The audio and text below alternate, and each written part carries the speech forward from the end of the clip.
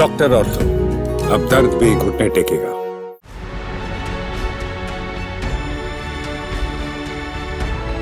बसपा प्रमुख मायावती ने राहुल गांधी के बयान पर पलटवार किया है। इतना ही नहीं, मायावती ने राहुल गांधी को सलाह भी दी कि किसी भी मामले में दूसरों पर और खासकर बीएसपी की प्रमुख पर उंगली उठाने से पहले अपने गिरेबान में भी जरूर झांक कर देखना चाहिए। मायावती यही नहीं रुकी, उन्होंने आरोप लगाया कि कांग्रेस ने दिल्ली विधानसभा चुनाव में इस बार बीजेपी की बी टीम बनकर चुनाव लड़ा। ये आम चर्चा है जिसके कारण यहाँ बीजेपी सत्ता में आ गई। दरअसल लोकसभा में नेता प्रतिपक्ष और रायबरेली से कांग्रेस पार्टी के सांसद राहुल गांधी ने बड़ा बयान दिया था।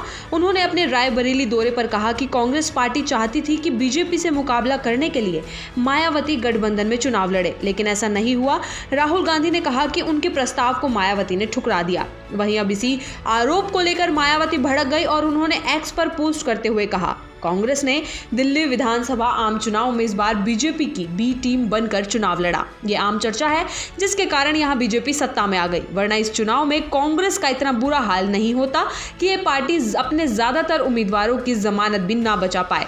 इसलिए इस पार्टी के सर्वे सर्वा श्री राहुल गांधी को किसी भी मामले में दूसरों पर व खासकर बीएसपी की प्रमुख पर उंगली उठाने से पहले अपने गिरेबान में भी जरूर झांक कर देखना चाहिए। तो ये बेहतर होगा इनको यही सलाह। इससे पहले मायावती ने गुरुवार को कहा कि उत्तर प्रदेश में कांग्रेस के साथ गठबंधन करने की बात बरगलाने जैसी है। उन्होंने कहा कि कांग्रेस पार्टी जिन राज्यों में मजबूत है या जहां सरकारें हैं वहां बसपा और उनके अनुयायियों के साथ द्वेष व जातिवादी रवैया है, लेकिन उत्तर प्रदेश जैसे राज्य में जहां कांग्रेस कमजोर है वहां गठबंधन की बातें हो रही हैं।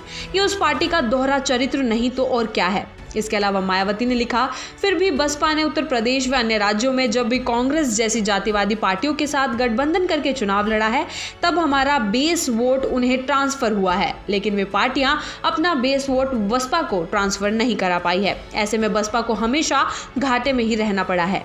बता दें कि मायावती ने लोकसभा चुनाव में भी इंडिया गठबंधन में शामिल नहीं हुई थी और अकेले ही चुनाव लड़ा था और कोई भी सीट नहीं जीत पाई थी। डॉक्टर ऑर्थो, अब दर्द भी घुटने टेकेगा।